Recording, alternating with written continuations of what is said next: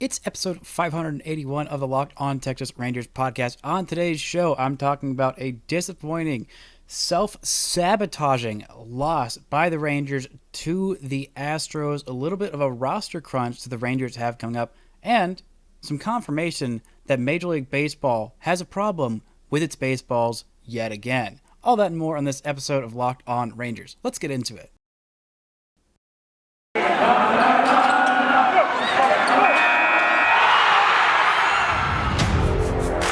You are Locked On Rangers, your daily Texas Rangers podcast. Part of the Locked On Podcast Network, your team every day.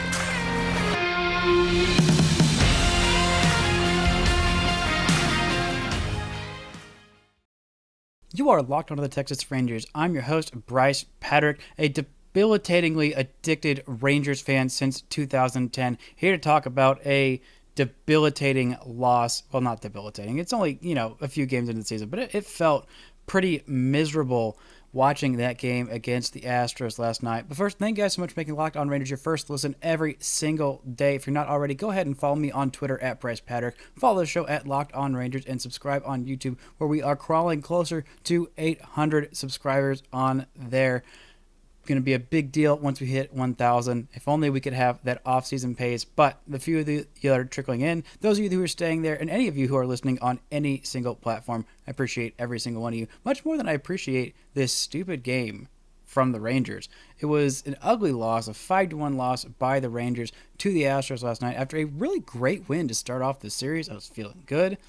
I talked to the Astros boys on Sunday. They said, Jake Odorizzi sucks. He's so terrible. He's awful. Doggone it. I hate him so much. Do you want to just take him off my roster for free? Because we don't even want to sell him for scraps. Well, he went out there and looked fantastic. He allowed one hit, and it was the Adolis Garcia home run. Other than that, he only allowed one more base runner just to walk and struck out 4 in 6 innings of one-run work. I don't know what they were complaining about. They have most definitely been spoiled by a couple of years of being good at baseball and don't appreciate what it's like to suck. It wasn't that long ago that they were the Houston Lastros, the Disastros, the Astros, and were at the very bottom of the division. You know how the Rangers had 100-loss season last year? The first time they'd done that since the 70s? Yeah, well, the Astros did that 3 years in a row. So they have really gotten on their high horse quite quickly and not remember what it's like to watch an actual bad baseball team. Well, I'm hoping this team isn't an actually bad baseball team, this Rangers team, but it was a pretty rough one, and there's a lot of self-inflicted wounds in this loss yesterday. I'm good at days. Totally good at days. Definitely know what day it is. Wednesday, the 27th. Totally knew that off the top of my head. Definitely didn't just check what day it is. But we have the third game coming up in this series, a 4-game series, which, if both these guys were kind of struggling a little bit, it looked like a greater performance than it was for Taylor Hearn. But let's start with those self-inflicted wounds.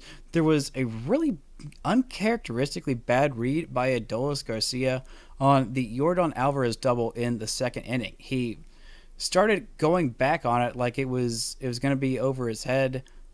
Then he came in on it. He just did not know where that ball was going. Now, I don't know that he necessarily would have caught it. It was an absolute screamer off of Yordan Alvarez's bat, who did not look great to start the season until he started playing the Rangers. Then he started looking like Yordan Alvarez again, which, thanks for that, Yordan. Very, very kind of you to find your footing in this series, not like the next series. You could have waited. You could have just chilled, but you decided not to. And you know what? I respect you, but also hate you a little bit for it.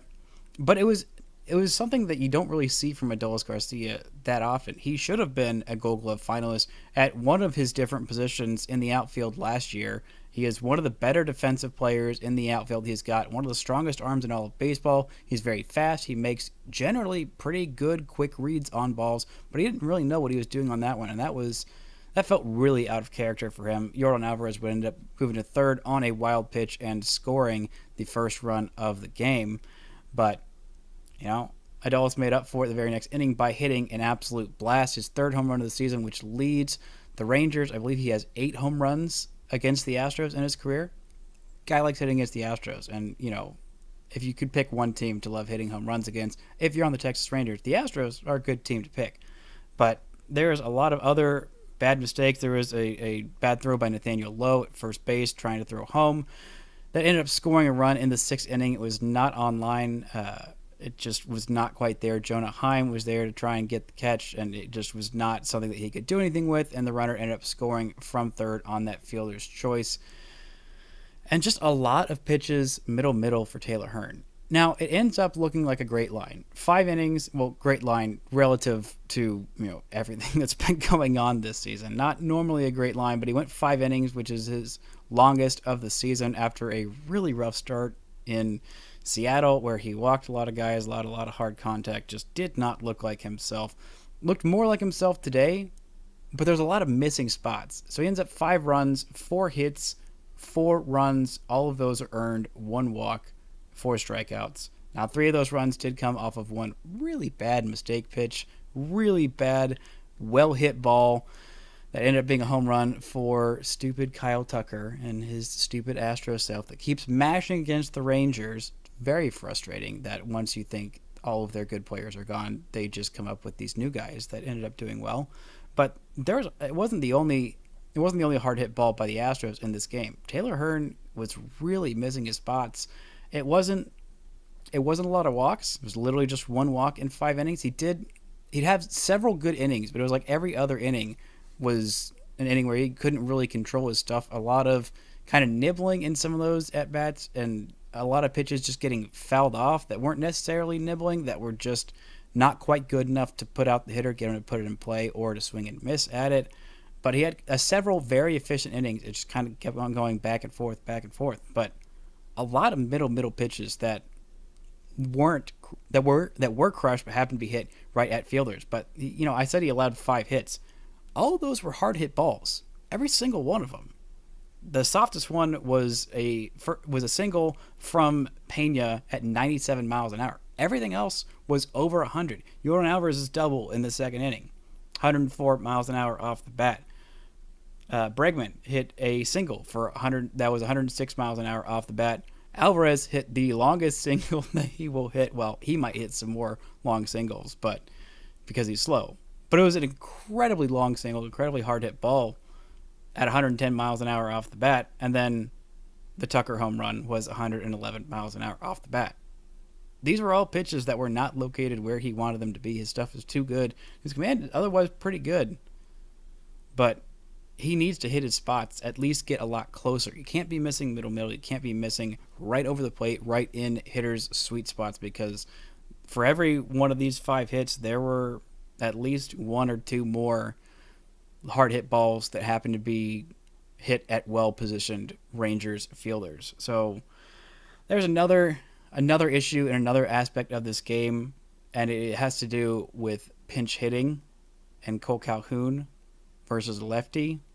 And I'll get into that in just a second, and a little bit of a roster crunch that I might be thinking about cutting bait on capital K Kole Calhoun. But first, I want to tell you guys about this episode's sponsor, which is Athletic Greens. It is a product that I use every single day, and it is something that if you wanting to take care of your heart health, if you have got a bunch of multivitamins, a bunch of other different supplements that you're taking, this is a great way to condense all those into just one product. Now, there's tons of people that they take some kind of multivitamin. It's important to choose one with high quality ingredients that your body will absorb. AG1 is a small micro habit with big benefits. It's the one thing you can do every single day to take great care of yourself. Your subscription comes with a year's supply of vitamin D, which is so important to add this winter, in these winter months when we don't get nearly as much sunlight. So, Athletic Greens has 7,000 5-star reviews. I'm taking it, and it tastes really good. I was a little worried because I saw, green slushy stuff, and so I thought, this is going to taste really gross. Might be good for me, but, it tastes pretty good. You just shake it up, put it in a cup of water, shake it up. They give you a nice little cool water bottle, which is in my fridge right now. Otherwise, I would show it to you and show you how cool it is. But you can make it To make it easy, Athletic Greens is giving you a free 1-year supply of immune-supporting vitamin D and 5 free travel packs with your first purchase. All you have to do is visit athleticgreens.com/MLB Network. Again, that's athleticgreens.com/MLB Network to take ownership of your health and pick up the ultimate daily nutrition insurance. Thank you guys so much for making Locked On Rangers your first listen every single day. For your second listen, go check out the Locked On Now podcast. It's got recaps of MLB games with analysis from our local experts, taking fans through the season like no other network. It's free and available wherever you get your podcasts. Now, let's talk about this roster crunch and a key situation where I think Chris Woodward dropped the ball. This team has done... I was a little worried when they were talking about how they were going to do a platoon at a bunch of different positions. They're going to say, okay, well, we got in left field, we got Brad Miller against all the righties, and we got Nick Solak against all the lefties. I thought, okay, well, that's nice. Seeing how dramatic both of their splits were last year, you put them in positions to succeed, and hopefully that will pay off big dividends. And it did in the first game when Brad Miller hit that home run on his very first at-bat as a Texas Ranger. That was very beautiful. He also hit another home run later on and has not done a whole lot since. It has not been super great for the Brad Miller experiment so far in 14 games, 45 plate appearances. He's got a slash line of 190, 222, and 357. It has not been very great for him. His OPS plus is 71. Now, Nick Solak has been a little bit better, a 749 OPS, which is about fine. He's been much better against lefties than against righties, but they're giving him more chances to play against righties, which was the whole point. But they're also platooning different guys that they said would get a whole lot of time at their position. Andy Ibanez has played a lot of games at DH, while Charlie Culberson is getting the nod over there. Kole Calhoun has been getting everyday work, which we kind of thought. But Willie Cahoon has also been substituted in and out of the lineup quite a bit. But it's really frustrating to see, because I talked yesterday on the episode about how great Willie Cahoon's numbers have been. He's been among the top 5% in not swinging and missing and not striking out, and also in walks. Like, he has been fantastic at that. He's also been hitting baseballs very, very hard. They've just happened to find a bunch of fielders. Now, that luck is eventually going to change. Like, he looks like a different hitter. He is committed. He brought back the Mohawk to kind of change up some of that juju, some of the vibes, which I respect, and I think maybe that will get things on track for him. But Kole Calhoun has not been nearly as good. Well, despite his paltry batting average, he still has an on-base of 310 and is slugging 343, does have a home run this season. Unlike Calhoun, who his batting average is 4 points better than Willie's, but that's the only number that's better than Willie's. His on-base is 214. He is slugging just 200, only has one extra base hit this year, and that was a double. Willie has 3 doubles and 1 home run and 7 walks to 5 strikeouts. Kole Calhoun, 1 walk, 9 strikeouts. It has not been great for him to start the season. An OPS plus of 25. That's 75% worse than the major league average at his position in right field. And he has been especially bad against lefties. And there was a situation where you had your lefty masher in Nick Solak on the bench right there. And I don't know why he didn't use him late in this game. It was just kind of frustrating. And he also is hitting him 6th. I really don't get that part. Like, that is the part that really does not make sense to me, is hitting him at 6th. They've hit him lower in the order. They've hit him higher. I mean, Jonah Heim probably isn't going to continue to have his above 900 OPS for the season, but technically it's not impossible, but I don't think... I don't know. At this point, he's a better hitter than Kole Calhoun, so he should be a little bit higher up in the lineup. But I'm just so frustrated with seeing Kole Calhoun hit so poorly, and I think the Rangers have to kind of think about maybe making a change there. In the 7th inning, he was facing Blake Taylor, who is a strong lefty. Adolis Garcia had just struck out, but you had 2 runners on. It was a key situation. The Rangers were still down by 4 runs at that point, but they had a chance to come back. They had some base runners. The inning started with a 2-2 single by Corey Seager. Then Nathaniel Lowe worked a walk, as he often does. Adolis Garcia struck out on a really good pitch. Some pretty good at-bats from him, but they were calling the high strike, so him striking out of that high fastball, I don't mind as much. But Kole Calhoun comes up, and he flies out to left fielder Chas McCormick, and I was just very frustrated with the decision to stick with him there. Not a great at-bat by Willie Cahoon, who fell behind against Rafael Montero, former Rangers great, who was traded to Seattle, then was traded to Houston in a weird deal that had a lot of moving pieces in an interdivisional trade and a whole lot of other dynamics around it. But Rafael Montero is a nasty dude who had a 90-mile-an-hour changeup that fooled Willie. There was a really good pitch that was pretty much middle of the zone, but his timing was just a smidge off, and he was just swinging through it, which is very frustrating because of all the great stuff that I've talked about Kole Calhoun. But the Rangers have a roster crunch. There are going to be 2 spots eliminated from this roster, and the Rangers are going to want to keep as many pitchers on hand as they can, especially with Spencer Howard being such a question mark on how many innings he can throw. And honestly, some of the other guys are pretty decent-sized question marks as well. I'm not sure going to be able to count on 5 innings from Glenn Otto every time out as long as he's here, for as long as he's here, which I'm not exactly sure. I think he might just make one more start, then head back down to AAA. But other than that, like, there are some big questions on this roster. I mean, the Rangers are going to lose 2 spots when the rosters shrink, and they want to keep as many pitchers on hand. But when you look at the bench and the position players that are there, I mean, who are you going to cut? Who are you going to send down? There is a lot of questions. Maybe it'll be Andy Ibanez, who has not performed super well, but they said they wanted to give him the opening day job. They wanted to give him as many opportunities at third as they can, but he is DHing far more often than you would think a guy who is going to be your allegedly primary guy would get. He's got a 567 OPS. His defensive run saved is among the tops in baseball at any position, which is kind of crazy since he's just started being a primary third baseman. I don't know, spending a week or whatever, a weekend maybe, with Adrian Beltre is going to have some profound effects. Speaking of Adrian Beltre, actually, I'm going to talk more about that in the episode that I record tonight with Grant Schiller. That's right, he'll be back on tomorrow's episode. But Adrian Beltre's son is a pitcher/third baseman. There are some videos that came out. I'll be talking a little bit more about that and the beauty of that. But this roster crunch, I think Colby Howard has got to be the first pitcher to go. I think he still have some options at this point, but you're going to lose 2 spots, so you need to make 2 cuts. And you want to not cut guys who have been performing super well. You also don't want to send down guys who have not. But if they're going to make 2 cuts in the bullpen, I say sending Colby Howard down. Whether you have to DFA him or not, honestly, at this point, I don't really care. Like, I have seen enough from this guy. I think the Rangers should have seen enough from this guy. They have several other lefties in the pen that are doing much, much better than him. Even if he's out of options and you could send down Brock Burke because he has an option, I don't think you should, because Brock Burke has been amazing. The best reliever the Rangers have had this year.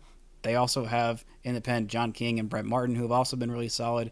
And, yeah, surprisingly, they have also had the great Matt Moore, who has had a resurgence with a little bit of pitch fixing, formation, whatever the technical term is for pitch building and changing the grip just a smidge, that has had some really great factors for him. I wouldn't be surprised if they hit him back down. I mean, he has been really good so far for the Rangers, but those walks, it's only a matter of time before those start to kill him. He also had given up a lot of hard contact. Maybe that switch with the sliders made a big difference in him giving up hard contact, because I don't think he has allowed a home run at this point this year, at least in the major leagues. Nope, he has not. He has only allowed, 1 earned run in his 6 1/3 innings for the Rangers this year. Honestly, been really solid, so I don't think you want to send him down, because obviously he doesn't have options, so you probably have to just cut him. And somebody else would pick him up with how well he's pitching right now. So, I don't know. When you look at the bench, I don't. There's not any easy choice to make. Maybe it's Andy Ibanez going down, which would be kind of a crappy thing to do. It would feel bad, and if you go the full platoon at third base that you couldn't commit to in left field because you felt pretty good about how Nick Solak was doing, and you go Brad Miller and you go Charlie Culberson at third base, I don't feel super great about that. But if it got them to commit to the platoon and let guys know what days they're going to be in there, I think that would be better.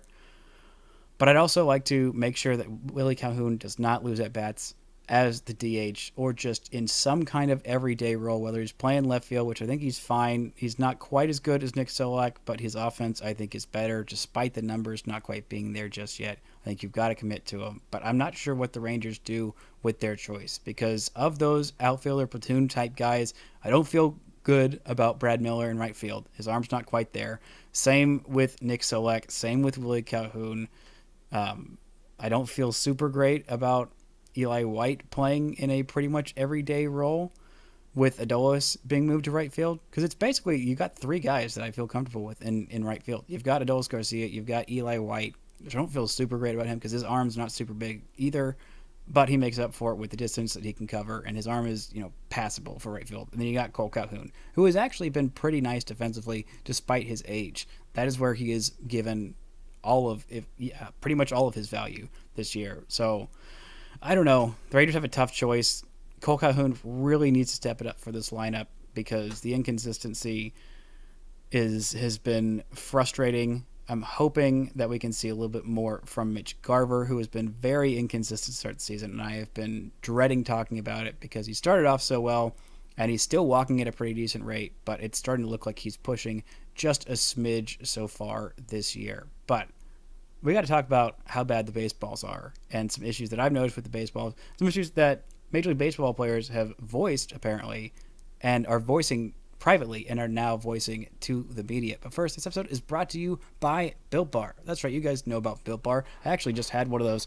I wish I had the little wrapper here so I could show off to you, but I had one of those salted caramel Built Bars. They had the best tasting protein bar you will ever have. They taste like a candy bar. Some of them taste even better than a candy bar. They are delicious. They are great for you. Most of them contain 130 calories, 4 grams of sugar, 4 net carbs, and 17 grams of protein. They literally taste like a candy bar, and they are great if you are someone who is on the go a whole bunch. If you are not a big morning person, you got to get out of your apartment or out of the office or whatever. You don't have time to fix yourself a fancy breakfast like they do in the movies, cook all those eggs and pancakes and whatever. You're just like, I need some kind of something either before you go to the gym or before you go to the office to be one of those meal replacement things. Like, you just kind of take the tide of your breakfast. This is a great thing for you. So you can go and check it out for yourself. They have a bazillion different flavors to choose from. Go to built.com. Use promo code LOCK15 for 15% off your order. Use promo code LOCK15 for 15% off at built.com.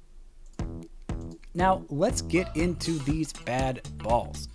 There was an incident involving the Mets, which, I kind of specify it because there have been a lot of incidents over the years involving the Mets. But this is one where former A's pitcher Chris Bassitt has been saying something that I have been speculating about but had no real proof because I am not one of the ones throwing the baseballs, holding the baseballs, hitting the baseballs. So I just have to trust the word of Major League Baseball, unfortunately. But also, more importantly, and more trustworthy, are the players. Chris Bassitt was in a game where Mets hitters were hit 3 times by opposing pitchers. And it wasn't intentional, but it did get feisty, and the benches did clear. But they were hit 3 different times with baseballs, including Pete Alonso being plunked in the head, which I believe cracked the batting helmet. He's okay. I think he was checked out of the game. He passed concussion protocol, and he won't play in today's game. But it was a scary moment, and Chris Bassitt is a guy who knows about getting hit in the head because he was hit in the face with a baseball earlier in his career. And thankfully, he was okay after that, but he knows how ridiculous it is. So this is what he had to say about ripping Major League Baseball about the quality and consistency of their baseballs. He said, quote, "It's extremely annoying to see your teammates constantly get hit. And if you get hit certain pitches, it is what it is. But to get hit in the head, the amount that we're getting hit is unbelievable. I had some close calls tonight. I've been hit in the face by a line drive, and I don't want to do that to anyone ever. But Major League Baseball has a very big problem with the baseballs. They're bad. Everyone in the league knows it. Every pitcher knows it. They are bad. They don't care. Major League Baseball doesn't give a damn about it. They don't care. We've told them our problems to them, and they don't care." That is some fiery words by Chris Bassitt. And it's good to know because sometimes it seems like the baseball is just jumping off the bat. Yordan Alvarez's home run the other day was a ball that was hit 95 miles an hour, and the Astros announcers were pretty surprised by it. They said this is one of the softer hit home runs that Yordan Alvarez has hit because normally he hits lasers, but it didn't seem like it was hit that well off the bat. Now, the Tucker home run, that's hit 111 miles an hour at a pretty decent launch angle. That's going to go over the fence, and it's going to go far, like it did. I didn't think initially off the bat that it looked like it was hit 111 miles an hour, but that's what the exit velo says, so that's what I trust. I think it went 420 plus feet, maybe 426. But the Rangers have not had such luck with the baseball. I thought it was maybe Globe Life Field. I thought it was maybe the Rangers just weren't hitting the baseball well.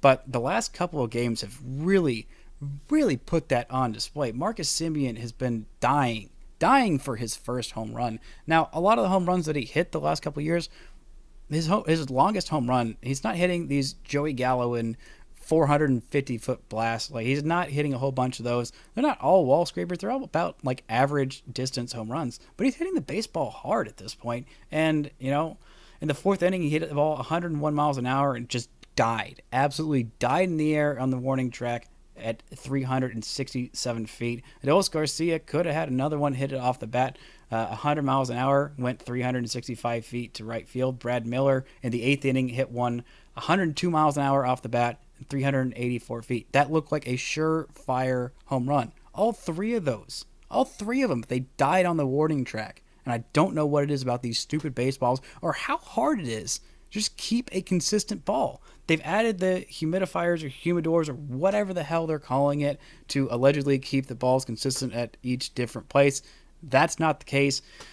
Bassitt talked about how, you know, some balls are great, some balls are crap. Like, it just completely is different from one inning to the next. You never know what you're going to get. And, you know, life may be like a box of chocolates, but Major League Baseballs should not be like a box of chocolates. You should know what you're going to get.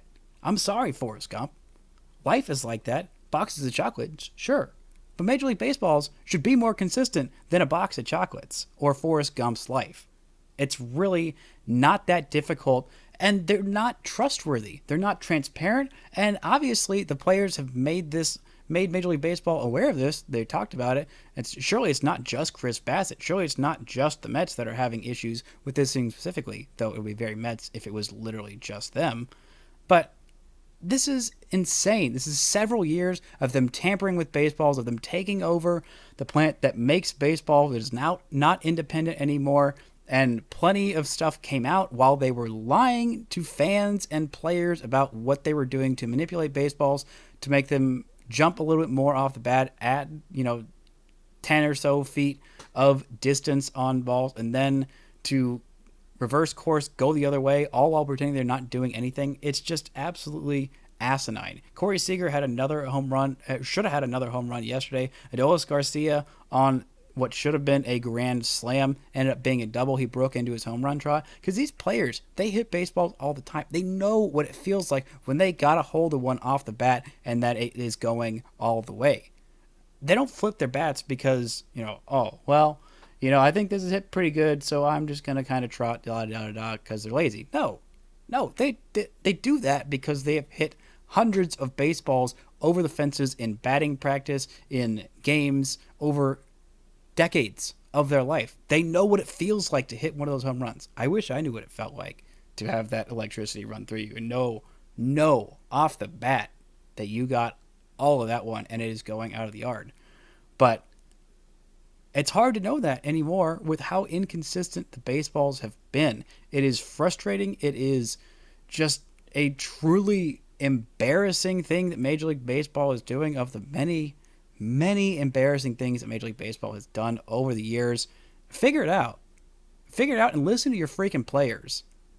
This whole lockout was stemmed from Major League Baseball showing a lack of care about the actual product on the field, a lack of care about anything besides money, and a lack of care about the games specifically, especially the regular season games. Owners have proved they don't really give a crap about games being delayed or whatever. They just want, the fewest games possible. They just want to make the most money possible, and they don't really give a crap about baseball. I mean, Rob Manfred clearly does not care, probably doesn't even like baseball from what he has shown.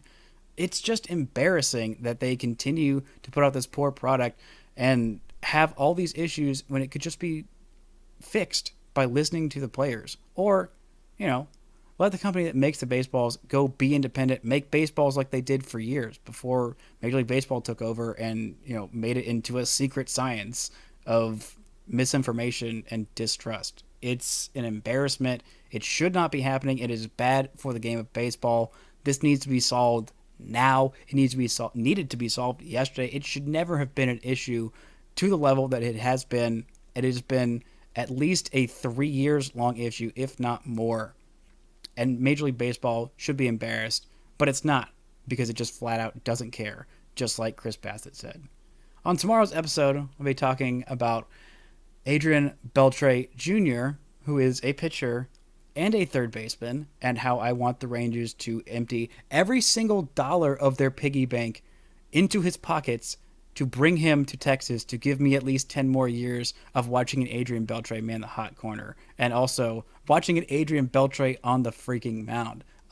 Yeah, I want that very badly. Grant will be on to gush over that as well. We'll also have another game, and I'm trying to get a crossover with our Braves host to talk about this weekend series, a game that I'll actually be attending in person to go watch the Rangers play the reigning champs on Friday. Before your second listen, go check out Locked On MLB, Paul Francis Sullivan. Please call him Sully. He brings you his unique perspective on the Major Leagues past and present. It's free and available wherever you get your podcasts. Y'all, thank you so much for listening and subscribing, and until next time, don't forget to enjoy baseball.